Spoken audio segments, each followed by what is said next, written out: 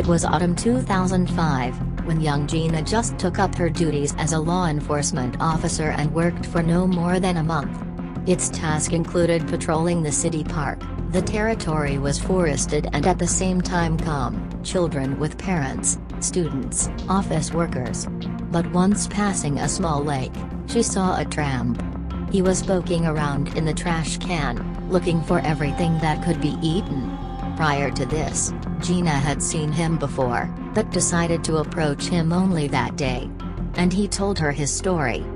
He has been living on the street for more than 10 years. Once he had a job and his own home, and even plans for the future. But his sad story began after his beloved wife died of cancer. It was difficult for a man to survive the loss, to start life anew.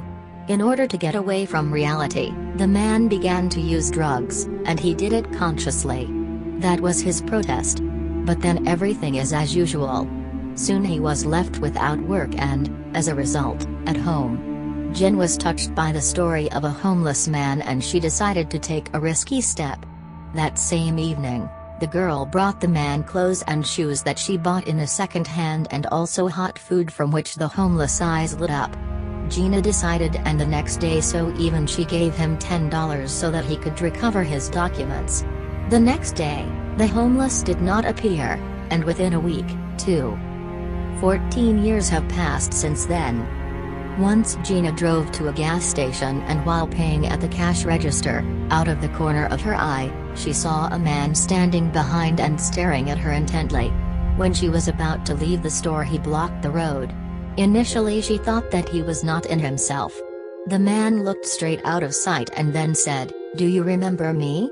He stood there with tears in his eyes and asked if I remember him. I thought for 2 seconds and realized it was that homeless person. It really was him, and as it turned out he kept his promise.